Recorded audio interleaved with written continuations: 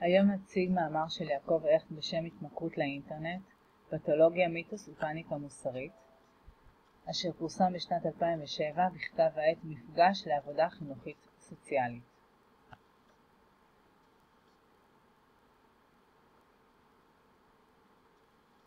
התמכרות לאינטרנט. לאחרונה החלה התעניינות בתופעת ההתמכרות לאינטרנט. שימוש זה הוגדר באמצעי התקשורת כסטייה שיש בה סכנות. אנחנו רואים כאן דוגמאות לפרסומים מעיתונים שונים בנוגע לתופעת ההתמכרות לאינטרנט. הארץ, 100,000 ישראלים מכורים לאינטרנט. מעריב, סקר של משרד החינוך מגלה כי 17.5% מהתלמידים סובלים מהתמכרות למחשב. ידיעון ממשל זמין, 8 מיליון גברים ונשים בכל העולם ובכל הגילאים מכורים לאינטרנט ברמות שונות.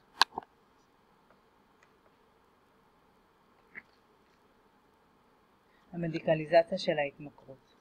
ההתבוננות בהתמכרות לאינטרנט מראה כיצד משתנה התפיסה בהתאם לשינויים בנורמות התרבות במהלך ההיסטוריה. דוגמה טובה לכך היא התהליך שעברה החברה בהתייחסות להומוסקסואליות. בעבר היא נחשבה למחלה ופורסמה אף ב-DSM. אך עם השנים, בעקבות התהליכים החברתיים, הוסרה מן הכתובים.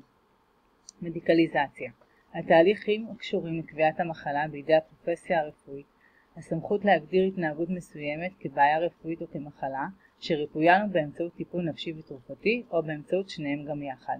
תהליכים אלה מאפשרים לממסד הרפואי להפוך בעיות מוסריות וחוקיות למחלות על ידי החלפת מערכת תוויות אחת בשנייה.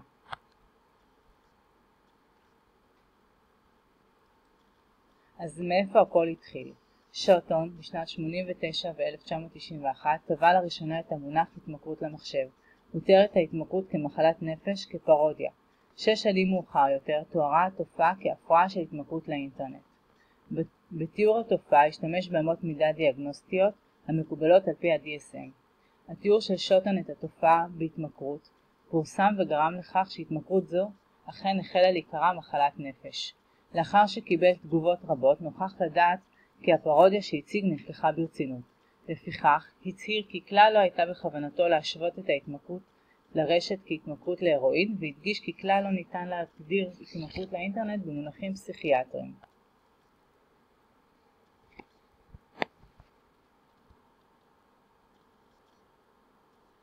אז נשאלת השאלה, האם התעסקות רבה בפעילות מסוימת היא התמכרות?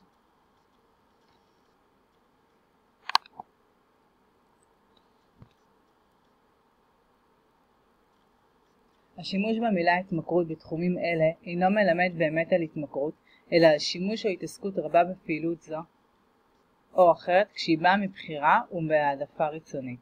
אך אין לכך ולהתמכרות כמעט ולא דבר.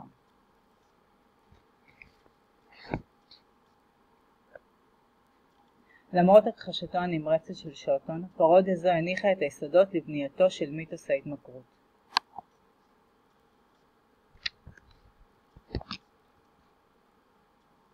במאמר הכט סוקר מחקרים שונים שבדקו לכאורה את נושא ההתמכרות לאינטרנט, אך בעצם מעולם לא נעשה מחקר השוואתי בין קבוצות נבדקים. אז כל עוד לא נערכו מחקרים הכוללים השוואה בין קבוצת נבדקים שנחשפה לגורם סיכון ובין קבוצת נבדקים שנמנעה מכך, לא ניתן להתייחס להתמכרות לאינטרנט כתסמונת העומדת בפני עצמה, ויש לראותה תופעה קשורה לבעיות פתולוגיות אחרות שבהן יש צורך לטפל.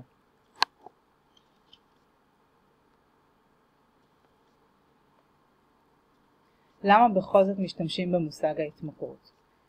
המניעים האמיתיים להפיכת ההתמכרות למחלה מוסבים תחת מעטה של חמלה על הזולת ודאגה לו.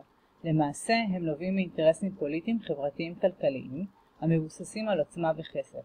האינטרסים באים לידי ביטוי בפרסומות של המרפאות לטיפול במכורים לאינטרנט.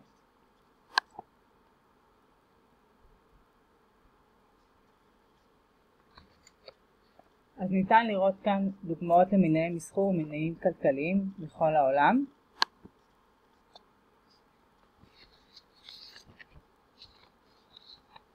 ומה בישראל? בקרוב תיפתח בישראל קבוצת תמיכה ראשונה למשתמשים כפייתיים באינטרנט. בשנת 2001 פרסמה ממשלת ישראל מסמך רשמי שכותרתו התמכרות לאינטרנט. ההתמכרות לאינטרנט מוגדרת כשימוש לא מותאם באינטרנט המוביל למצוקה או להתנהגות בעייתית. עשרות ישראלים סובלים מהתמכרות לאתרי אינטרנט. למרפאה שלנו מגיעים אנשים מגיל 20 ומעלה שסובלים מהתמכרות לאתרי סקס, הימורים או איסוף מידע.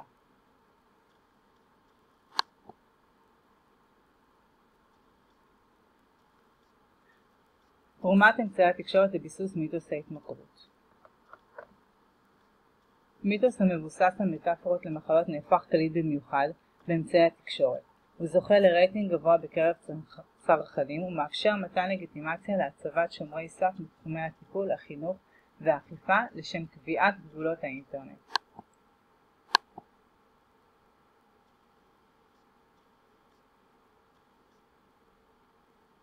הדרכים בהן משתמשת התקשורת כדי להשריש את ההתמכרות כמיתוס. התקשורת משתמשת בשלוש דרכים נפוצות. היא הופכת מקרים אקראיים לתופעות חברתיות נפוצות, לדוגמה מקרו הטרגי של הנער אופיר נחום המובא מאז להוכחת הסכנות ברשת. היא מלקטת תופעות אקראיות וחלקיות ומציגה אותן כעובדות. בהרצאה של אלי הכהן באוניברסיטת תל אביב הובא מקרה של נער סיני שהתמכר למשחקי מחשב עד שהתאבד, התמכרות אצל בני נוער. היא מפרסמת מידע המושתת כביכול על ממצאי מחקר מדעי. פרסום כתבה בעיתון הארץ המתבססת על מחקר ישראלי. 100,000 ישראלים מכורים לאינטרנט. אולם, ברור שנעשה כי המחקר עליו מתבסס המאמר מקורו בידיעה שהופיע במגזין אינטרנטי.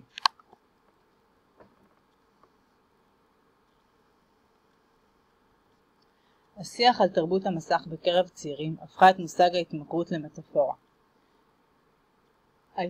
התמכרות הצעירים נהפכה למטאפורה בדיון על תרבויות המסך, השעות הרבות בהן מבלים הצעירים מול כלל המסכים.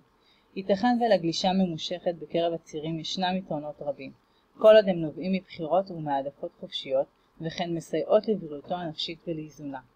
באופן טבעי, המעבר לתרבות מסך מעלה את חששות המבוגרים להתפתחות תקינה של הצעירים ובאיכות חייהם בעתיד, והדבר גובל בפאניקה מוסרית. היבט נוסף של מטאפורת ההתמכרות היא מלחמת התרבות הבין-דורית.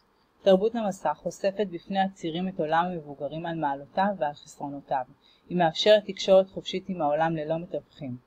חשיפה זו מפקיעה מהכוח שהיה לדור המבוגרים, ולכן מטאפורת ההתמכרות משרתת את עולם המבוגרים ונותנת לגיטימציה להגביל את חופש הגלישה.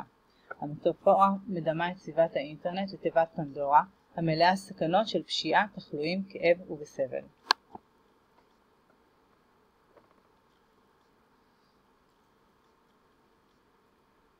משרד החינוך ותיאוריית הפאניקה המוסרית. פאניקה מוסרית, מושג זה נטבע לראשונה על ידי סטנלי כהן בשנת 1987, על מנת לתאר מצבים בהם החברה מתקשה להסתגל לשינויים וחוששת מפני איבוד המכרה. גורמים שונים מנסים לשכנע שיש סכנה ממשית לבני הנוער בשימוש באינטרנט. גם משרד החינוך משתמש בתיאוריה זו כדי להעניק לגיטימציה לפעולותיו. לדוגמה, הפעלת תלמידים על ידי שאלון התמכרות לאינטרנט. פיתוח סדרת פעילויות לימודיות בשם לכודים ברשת. ב-2005 היו בידי משרד החינוך נתונים על המכורים הכבדים, נתונים שאפשרו תוכנית גמילה. מיותר לציין שלא נמצא סימוכין לנתוני היקף התופעה מלבד המקום בו הם פורסמו.